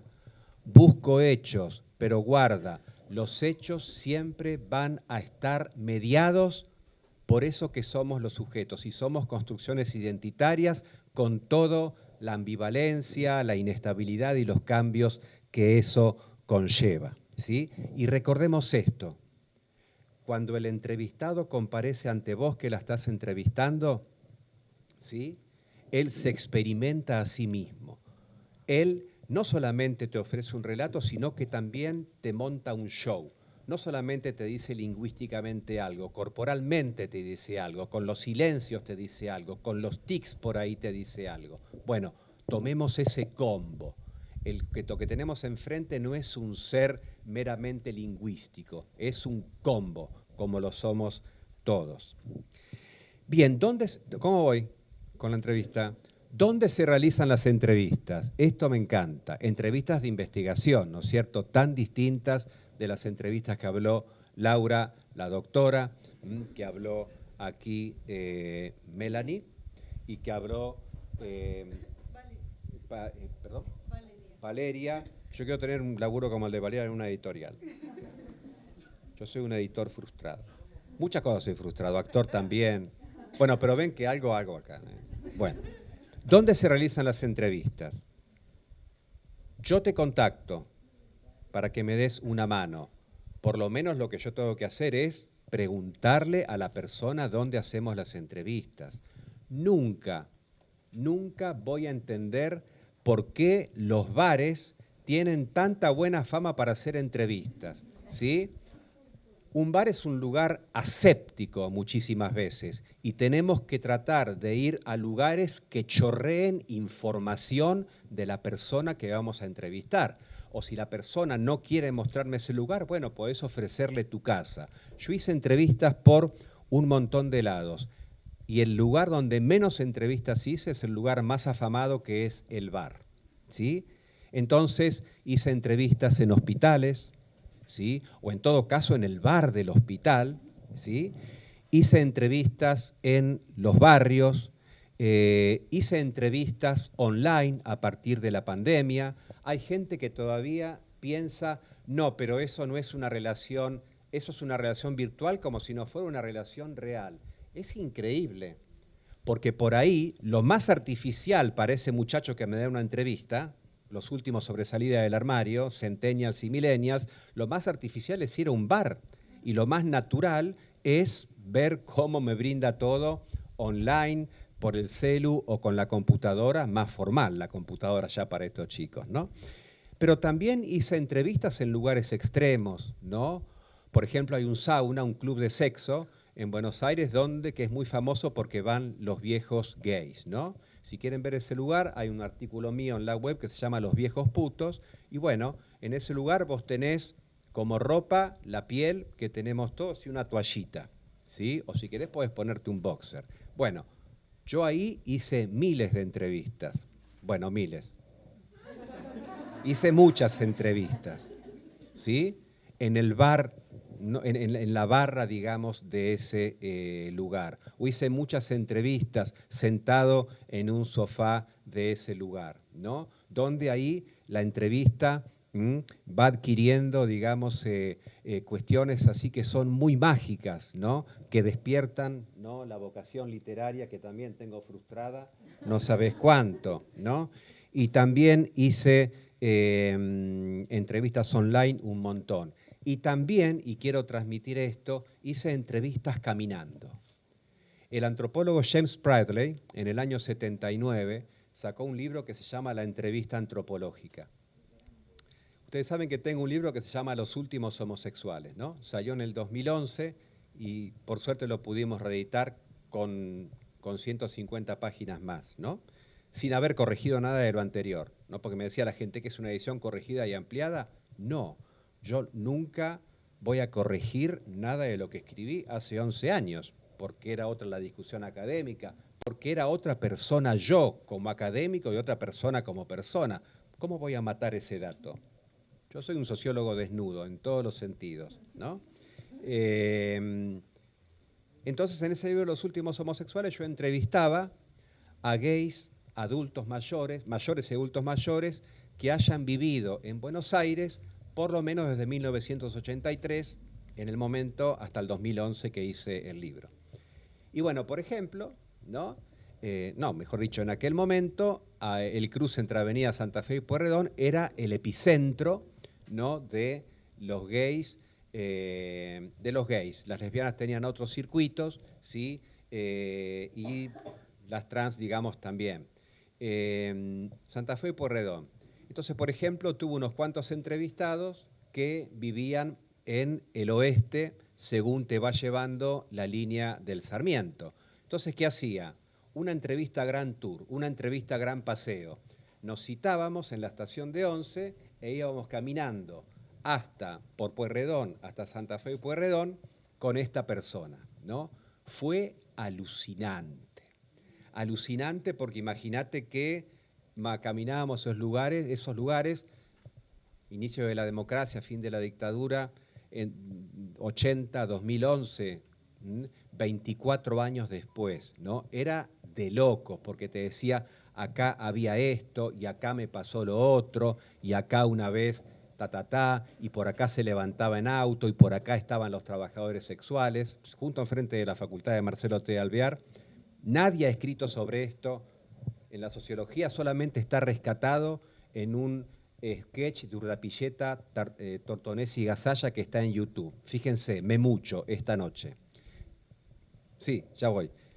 Bueno, entrevista Gran Tour, Gran Paseo, ¿sí? Si querés entrevistar sobre la historia de un barrio que tiene capas, ¿no?, de poblaciones que fueron arribando, hacete una entrevista Gran Tour. ¿Qué vas a ir a un bar? Caminá, gastá tacos, que es lo mejor. Y bueno, el tema de la entrevista y la escritura es muy complicado, ¿no? Porque, por ejemplo, es un dilema, Ana lo sabe a esto, ¿no? ¿Dónde está Hamlet? ¿En el libro o en el escenario? Cuando yo hice la entrevista estaba en el escenario con el actor, vi, olí, sentí, pero bueno, tengo que convertirlo en un libro. Y Hamlet originariamente fue un libro. Bueno, ese dilema de cuánto de lo que vi queda acá adentro, hay que transitarlo, hay que bancárselo, y es muy apasionante. Bueno, muchas gracias.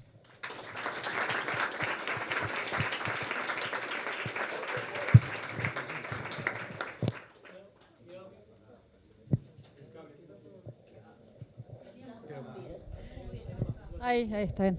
No, bueno, vamos a abrir el diálogo general. No sé quién quiere arrancar, que tenga alguna pregunta, o mismo si entre ustedes quieren comentarse algo, muy bienvenido. Pero bueno, sobre todo quienes tengan preguntas, curiosidad, ahí tenemos una. Si podés venir acá al frente para que nos quede grabado y puedas hablar al... en el micrófono, por lo menos. Hola, bueno, me dio curiosidad lo que dijo el sociólogo a la hora de entrevistar Ernesto, la doctora, Ernesto, el sociólogo, cuando decías de que no buscar un bar, que yo ya pensaba en un bar porque es algo neutral, pero digo, ¿cómo haces para decirle, che, bueno, voy a tu casa? A decir, ¿qué? Si ni te conozco, ¿qué vas a venir a mi casa? Como que me surge esa como duda de decir, bueno, ¿dónde me encuentro? Porque si, bueno, voy a entrevistar a un actor, ok, voy a un teatro, ponele. No sé, digo, por ahí el actor me dice, ¿qué teatro, mamita? Yo no tengo ganas de saber nada con el teatro, voy a laburar al teatro. Ponele, no sé, pero digo, como que me surgió esa curiosidad de decir, ¿y a dónde voy? Caminando, vos dijiste caminando, pero no sé, como que tal vez se encuentra el otro incómodo. No, todavía no sé, pero digo, según a quién deba entrevistar. Bueno, pero se me ocurre por ahí un actor, y un actor, ¿dónde lo citas? ¿En un teatro? ¿A las casas? Pero es muy íntimo. Ah, bueno.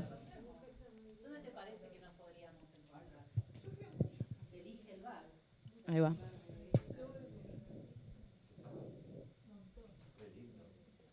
Bueno, pero es... Ahí va, gracias. No, o sea, yo sí prefiero en casa. O sea, pienso lo mismo, que un bar es muy neutral. Y por lo general igual sí te reciben, ¿eh? Sí. Incluso te reciben, vas con foto, cuando haces nota vas con fotógrafo, a veces vas con cámara, y se arma todo ahí y te reciben. Sí. No es tan raro. No, porque además las personas cuando hacen cosas, cuando se exponen, por ejemplo, publican libros, son actores o actrices, hay una dimensión pública de lo que hacen, hay como un contrato ya, hay algo un poco ya palabrado por aquello a lo que se han expuesto. Publicás un libro y está tu nombre, actúas en una película y vos respondés preguntas, ¿no? Como quizás te hicieron alguna... ¿Puedes contar si te entrevistaron alguna vez? Seguramente sí. Bueno, a mí la mayoría de las entrevistas siempre fueron en lugares públicos. Nunca fue en mi casa, pero no porque no quisiera, sino que para mí siempre la manera más amable de querer preguntarme cosas es preguntar, o sea, la manera más amable de acercarse a mí es preguntarme a dónde me gustaría. O sea, después las circunstancias se da que, no sé, cuando estuvimos en Mar del Plata, por ejemplo, sí, o sea, era un lugar abierto y los entrevistadores iban uno atrás de otro, digamos. Pero sí. Yo creo que no tendría ningún problema a que me vengan y me pregunten, che, claro, sí, en el festival, perdón, sí, mi cabeza, yo sola, sí, las cosas. Pero sí, eso, en los lugares públicos, yo creo que está bien, o sea, no sé. Sí, obvio, vos preguntá, vos mandate, oye, qué sé yo, no sé. Sí.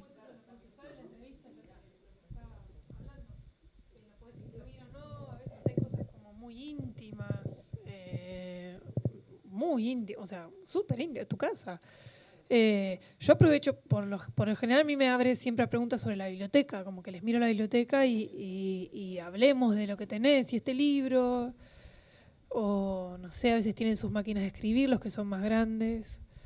Y si ves entrevistas a escritores, casi todos están posando en sus casas, como que y se dejan fotografiar, ¿eh? No son tan tímidos. ¿Tu nombre? Florencia, ¿por qué hay que ir a un lugar neutral? No, pero te estoy así pero mirá qué lindo, ¿no? Suponete, ¿no? Vos imaginate el living de muchas casas de clase media en Buenos Aires. Muy por lo general ahí está la biblioteca, ¿sí? Suponte que en esa biblioteca arriba está, qué sé yo, Jorge Luis Borges, Adolfo Bioy Casares, o ponete Hamlet, algo así, ¿sí? Y después tenés unas fotitos en algún lugar turístico más o menos bien, digamos, ¿sí? Bueno, vos ahí ¿qué tenés? Vos entrás y ves la vidriera de esa familia. lo que pone en vidriera, es decir, la imagen que quiere dar de ellos. Si a vos te dicen, voy a mi casa, venite a mi casa, ¿sí? En un sentido muy importante no va a ser un lugar íntimo, va a ser un lugar privado pero súper público, donde ahí tenés un montón de información de esa familia en el living para tener en cuenta, ¿sí? Pero igual lo que tratamos de decir, al menos cuando hacemos las entrevistas estas, ¿no? Es preguntale. Pero la neutralidad no es la salida. La neutralidad es un bar cualquiera, uno que te quede, como es a la misma distancia de tu casa que la mía. Puede ser que alguna vez te pase así, pero ofrece más, ¿no? El tema de la locación. Doctora.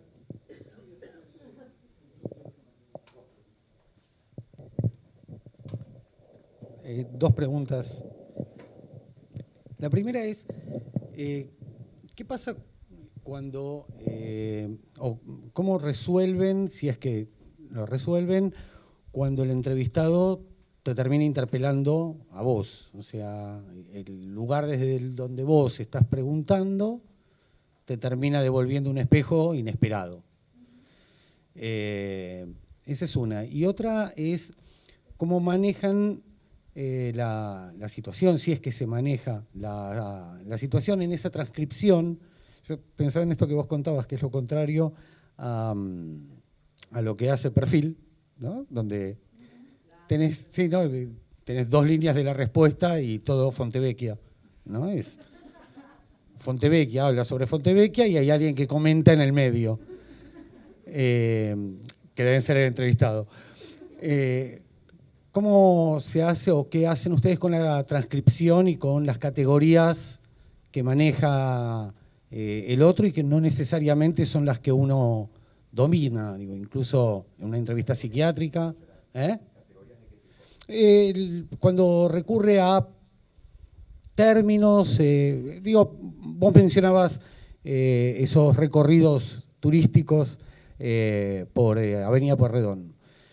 Bueno, cuando las remisiones a la dictadura son remisiones que no necesariamente volcadas en un texto van a ser comprensibles por el lector. Bueno, ¿qué haces en esa situación?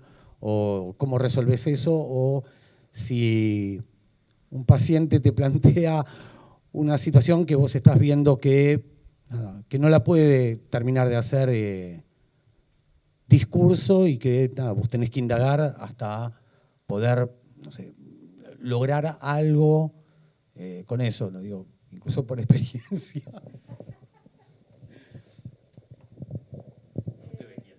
Fontevecchia. No, claro, bueno, en el caso de las entrevistas periodísticas que se publican hay algo importante. Fíjense en las impresas que quien entrevista siempre está en negrita. Y eso habla un poco del poder, de las distribuciones de poder en la entrevista. Creo que como mínima gentileza, la pregunta tiene que ser más corta de la respuesta, por ir al bulto. Y luego, sobre informaciones, vos tenés los corchetes para reponer información, por ejemplo, podés trabajar en los paratextos, o sea, en los párrafos de presentación.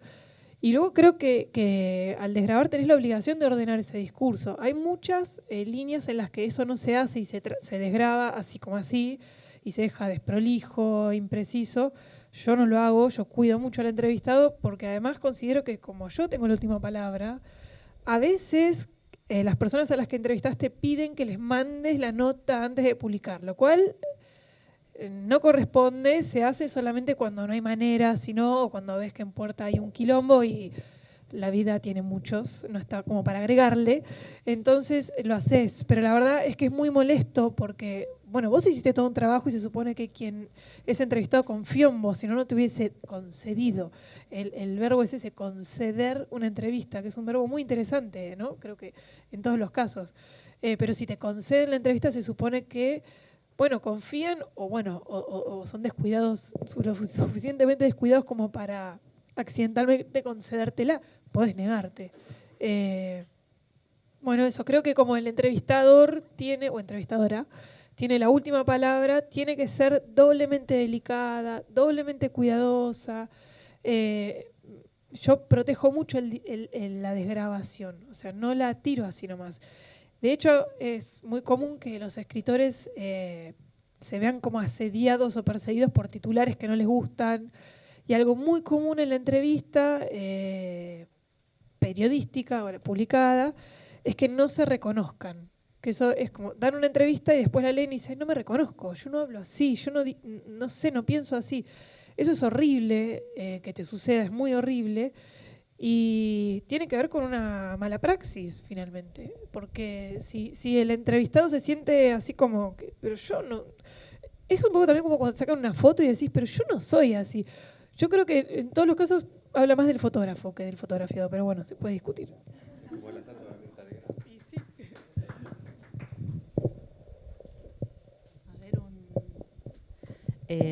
Algunas ocurrencias después de la pregunta, respuesta no esperaría poder dar. Hay algo en el trabajo del psiquiatra de entrenar, no sé cómo decirlo de una manera que no suene muy raro, pero hay una escucha dirigida a la persona que está entrevistada y ahí hay en paralelo una posibilidad de percibir las propias ocurrencias. Las propias ocurrencias, los propios prejuicios, la confirmación de las propias hipótesis, eso empeora, ¿no? La confirmación de las propias hipótesis empeora con la experiencia. Es mucho mejor entrevistador el que está más fresco y recién llegado que el que escucha 4 indicios y ya le parece que puede concluir. Eso se entrena, digamos, se entrena en el ejercicio, en el ser alentada en ir percibiendo esto propio. Se entrena en la supervisión, que es un trabajo que hacemos los psicoterapeutas fundamentalmente, pero los psiquiatras también, hablando con alguien en general de más experiencia o que nos resulta que nos tiene alguna confianza y nos permite encontrar, yo diría, ese lugar donde pisamos el palito insistentemente. Y el lugar de invitar a la producción de quien vino, a esa construcción en común, a esa conversación en común, metemos algún significado propio. En general funciona muy mal. Si funcionan bien, digamos, si el psiquiatra mete un significado propio y funciona bien, es porque ya venía todo torcido. Porque ya es medio psicópata, ya no sé qué, ya endeudó a toda la familia para pagar el tratamiento, el otro está cada vez peor, le dice que tiene que ser así, que tiene que ser así.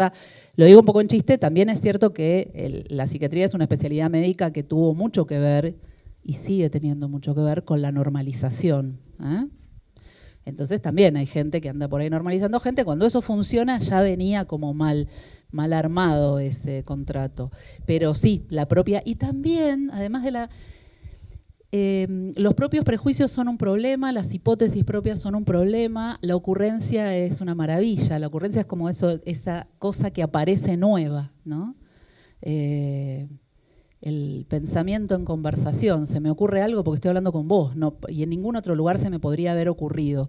Y la propia ocurrencia siempre está bajo caución, se espera, vuelve a aparecer.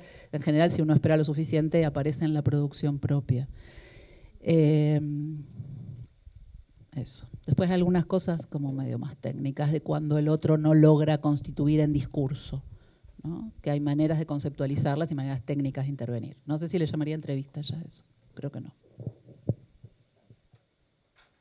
Allá hay una pregunta, comentario.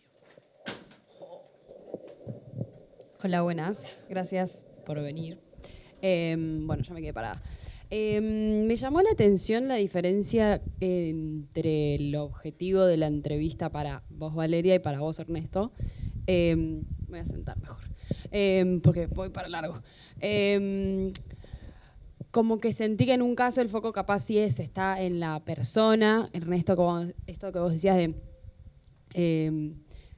a través del dato conocer la actitud de la persona y en última instancia su identidad. Y vos, Valeria, que habías mencionado que vos entrevistabas para aprender a escribir. Me llamó mucho la atención como el foco capaz en el entrevistador y en el entrevistado. Pero quería saber, porque a la vez, Valeria, sí dijiste que te interesa mucho poner el foco en el entrevistado, digamos, acortando las preguntas, etc. Nada, si podías explayarte un poco más en eso, porque a mí me reinteresa y yo también considero que creo que me encantaría hacer entrevistas. Y si pudiste, por otro lado, si pudiste aprender algo y qué aprendiste. No, sí, aprendí un montón de cosas, pero bueno, sí.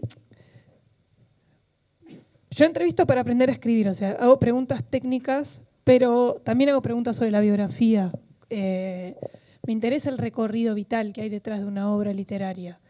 De todos modos, también creo que hay que ser cuidadosa con eso y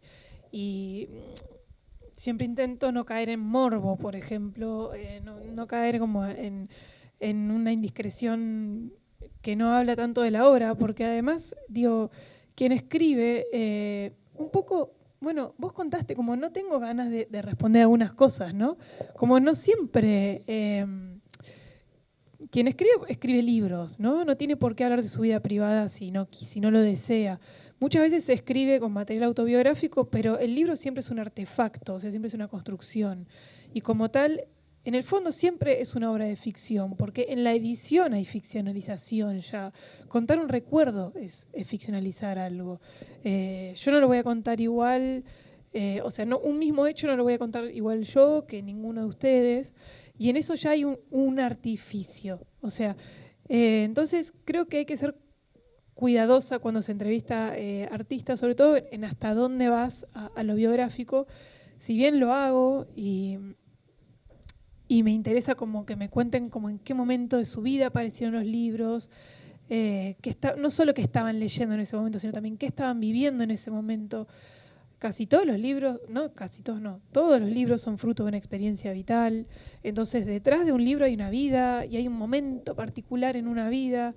Y sí, o sea, entrevisto para aprender a escribir, pero no soy tan vampira, no es verdad. O sea, es como un poco una excusa, pero me interesan las personas. O sea, cuando trabajaba en Crónica, entrevistaba a todo tipo de gente, o sea, hacía como todo, de calle, política, hacía todo.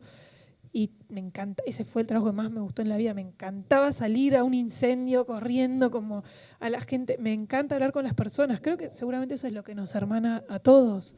Es hermoso el encuentro humano. Y la entrevista es una instancia también bastante contracultural, no sé, vos corregime, como es una instancia de lentitud, o sea, no haces una entrevista en 5 minutos, por lo menos 1 hora y media, 2 horas, tenés que estar, si te sale bien. Entonces, digo, también es igual que la lectura, que es un arte lento, el de la lectura, la entrevista y la conversación pausada, el ir y venir, tampoco una entrevista psiquiátrica creo que se hará en 15 minutos, digo, también es un modo de atravesar el tiempo, ¿no? Y eso es muy humano. Entonces, no es solo el vampirismo. Además, la verdad es que tampoco nadie te enseña a escribir. O sea, hay universidades, la Universidad Nacional de las Artes, pero no creo en eso, en el fondo. Finalmente, como la conclusión es que nadie te enseña a escribir y uno va armando como un Frankenstein de consejos que nadie sigue, ni siquiera los que te los dan. O sea, los consejos no sirven para nada. Pero no sé, cuenten ustedes quizás cómo.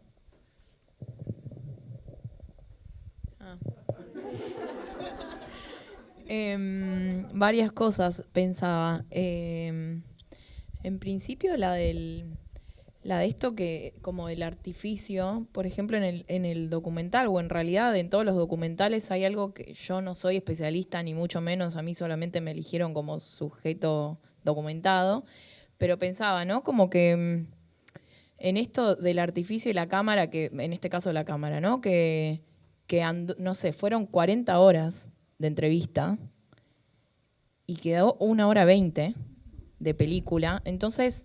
Nada, es un poco esto, como que para llegar a esa joyita que uno quiere llegar, me estoy por ahí re atrevida, la directora, estoy hablando por la directora, pero sí, yo supongo que para llegar a las escenas que se ven en la película, estuvimos un montón de tiempo con el equipo, que era súper íntimo, y yo creo que eso también ayuda a que uno pueda ver como el proceso en que la escena fluctúa y no sé, y uno termina eligiendo lo que quiere. Y en este caso un poco, bueno, paralelamente como a la escritura o a lo que es, bueno, la entrevista más, sí, por escrito. Acá se ve en la película y es como que, sí, hay algo que se elige, que se termina eligiendo y que hay un artificio atrás y que por eso el público después pregunta cosas personales en algún punto porque la película te dijo que es personal y que vos podés meterte ahí. Entonces, nada, en todo eso pensaba. No sé qué más. Bueno, no, eso me parece. No, bueno.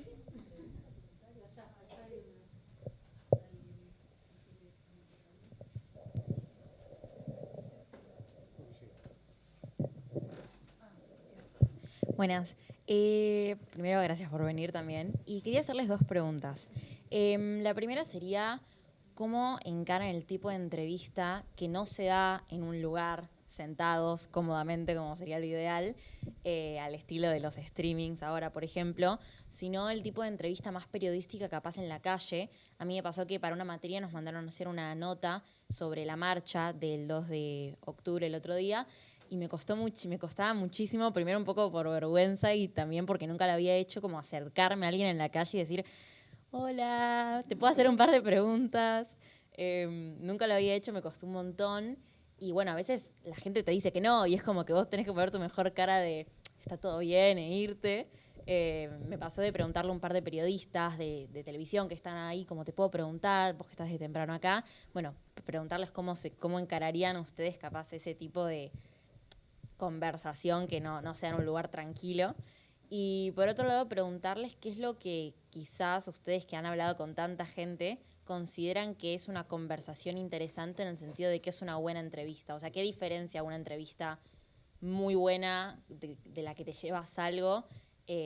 Hace unos días en una clase de taller de redacción escuchamos a María Esther Gilio, que es una periodista uruguaya, que decía que para ella era como, no sé, capaz llegar a lo más personal del otro, ver algo vivo, hablar de sus cosas más íntimas, su familia, su manera de ser, pero bueno, quería saber su opinión en eso.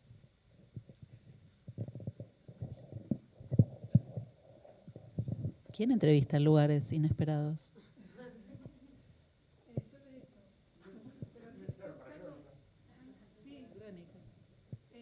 Quería recomendar un texto y no estoy hablando, perdón, que googleé en vivo. Se llama Frank Sinatra está resfriado. No sé si lo leyeron.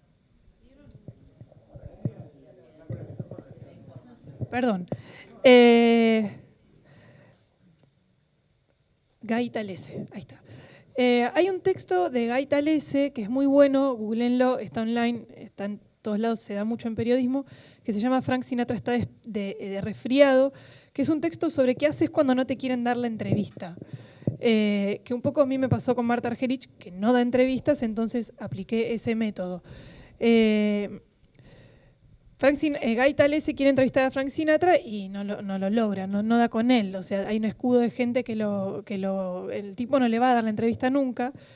Y lo que hace Guy Talese es entrevistar a toda la gente que lo conoce, pero no sé, desde sus familiares hasta la gente con la que trabaja, hasta el que le sirve el café. Digo, a veces se puede armar a partir del vacío y es muy interesante hacerlo, es más trabajoso, pero es muy interesante.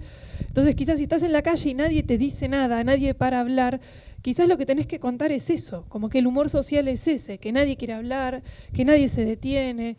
Y con eso puedes hacer mucho tiempo hasta que alguien se detiene. Y puedes entrevistar colegas también. Es como... son trucos. Igual, no sé dónde estás, pero ya te va a salir mejor. Con vos quédate tranquila. Sí, o sea... Sí, es como un día no vas a tener más vergüenza porque en realidad no se trata de vos. El periodismo tiene eso que es hermoso. El día que entendés que no se trata de vos, se va como la vergüenza. Que es como, porque en realidad en algún momento alguien va a parar, pero es cuando vos estés más como, también yo creo, perdón que me ponga así esotérica, pero creo que es una cuestión de energía. Si estás muy nerviosa se te nota, entonces, pero ya yo creo que sí, que va a pasar. Como que en algún momento alguien va a parar. Pero si no, puedes contar eso, puedes contar que nadie para. Eso también es información, que nadie se detiene.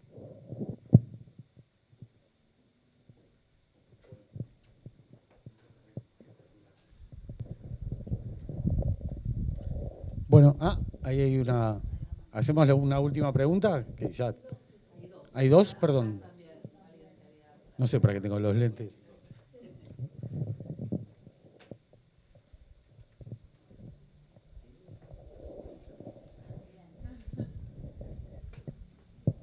Buenas noches.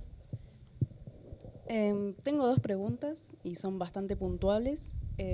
Una de las cuales es justamente con el tema de las entrevistas, cómo realizan una entrevista difícil, cuando se la aceptan, en qué forma tienen esa conexión con la persona para que pueda haber establecerse una confianza y pueda alargarse así esa entrevista, que como dicen ustedes puede ser corta y lo que se trata siempre es de alargarla o tener un poco más de preámbulo con la persona para llegar al punto donde quieren ustedes o ese punto de, no sé si decir de asombro o de que sea esa entrevista mucho más fructífera. Esa es en principal. Y la segunda, cómo abordan esos temas difíciles dentro de las entrevistas cuando una persona, por ejemplo, le pasa a ella que no quiere contestar algunas preguntas y evade esas respuestas, y cómo tratan de abordarla o poder llegar a ella sin que la otra persona se sienta tan presionada. Bueno, eso más que nada.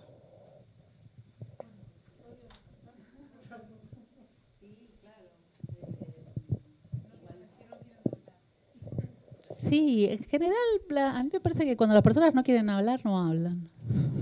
Y hay que vivir con eso, digamos. No sé si hay artilugio. Me parece que la confianza se construye. Imagino más como encuentros de a uno, que es ese día donde se juega la posibilidad. También Ernesto lo dijo más explícitamente en esto de me van a dar una mano, ¿no? Pero me parece que Valeria también, no sé si la expresión es esa, pero cuando vas, se pusieron de acuerdo y le van a dar algo, ¿no? Los entrevistados le van a dar algo.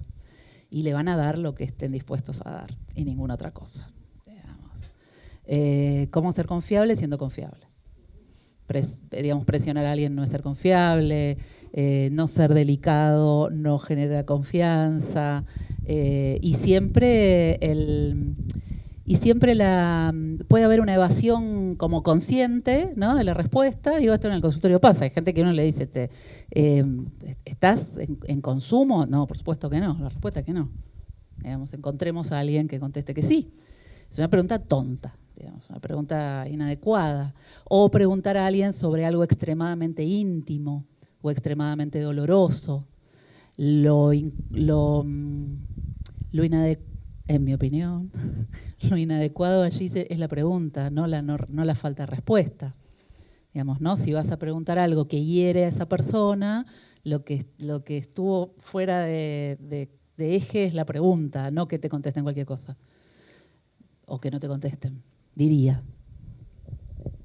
Yo tengo algo chiquitito para aportar. Por ejemplo, con la directora, lo que hizo que yo creo que el documental se vea tan íntimo es que ella me conoció, o sea, una serie de preguntas pre-rodaje que fueron, o sea, durante la pandemia hicimos 1 millón de Zooms, donde ella llegó a conocerme y como que intercambiamos un montón de ideas y ella me conocía, me preguntaba, yo le preguntaba a ella, como algo de apertura entre las dos, que eso es lo que hace que yo haya podido confiar mucho en ella y ella también confiar mucho en mí. Entonces como que yo creo que ese es como parte del resultado del documental que se ve, o sea, como que todo eso no hubiese sido posible si no nos hubiésemos conocido tanto antes de rodar. Eso.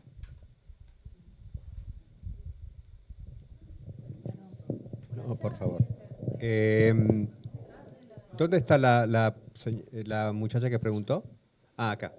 El tema de las entrevistas complicadas, dijiste vos.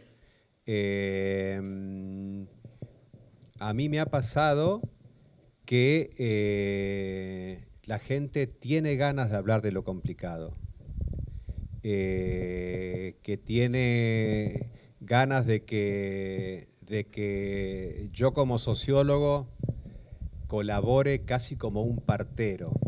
Ellos tienen adentro algo y yo puedo ayudar con cuidado, ¿no? Ayudar a sacarlo. Esto, mira, cuando hice las entrevistas para Los Últimos Homosexuales, 2011, las entrevistas también me salieron en el 2009,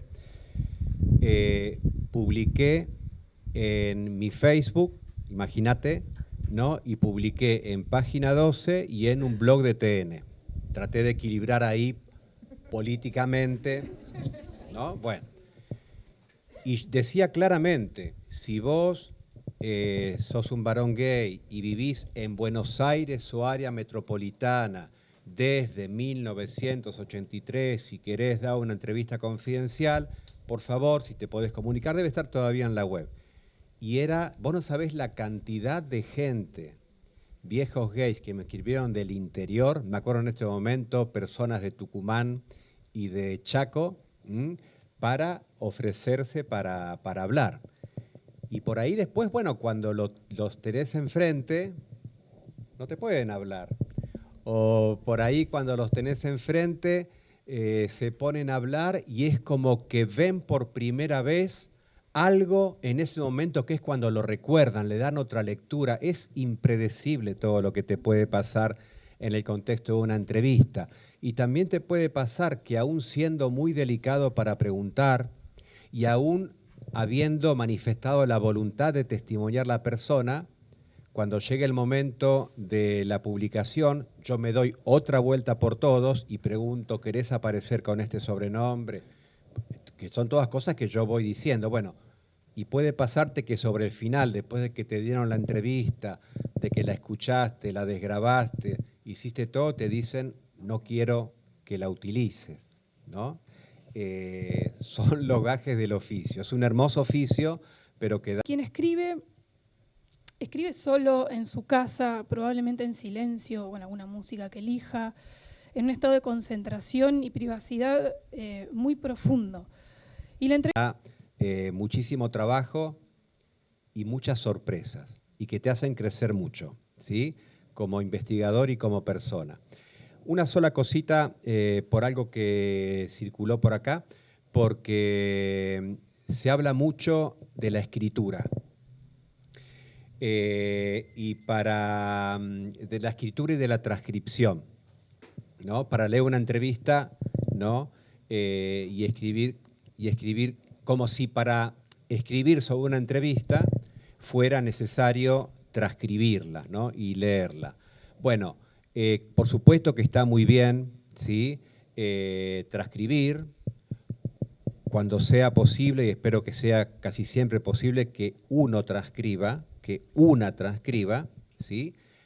Pero recordemos, ¿sí?, que el original de la entrevista es el audio. Y hoy podemos tener audio en cualquier parte.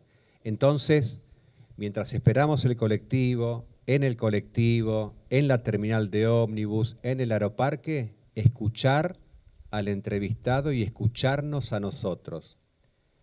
Se aprende muchísimo. Por ejemplo, a tratar de salirse de los propios sesgos de confirmación que uno lleva a la entrevista. Esto que decía la doctora Laura, o Laura la doctora, cuando decía cuando vos ponés algo propio, ¿no es cierto? Entonces, vos ves que a su modo la entrevistada o el entrevistado, ¿no?, va como nadando en el dulce de leche de su descripción de algo y vos te acelerás y tratás de resumir con algo tuyo, no va, ¿no? Resulta que te está explicando qué significa para ella ser sobremuriente y ahí se nota que vos entendiste sobreviviente y la pusiste en tu diccionario. No te fuiste a ver qué quería decir en el diccionario de ella. Bueno, de esa clase de errores, si nos escuchamos, vamos a estar conscientes. Porque cuando ya escuchamos poco y transcribimos pronto, nos perdimos un montón de información que después es muy difícil de recuperar. Ahí está como que bajé línea, pero bueno. Escuchémonos, escuchémonos, escuchémonos. No, yo creo que no.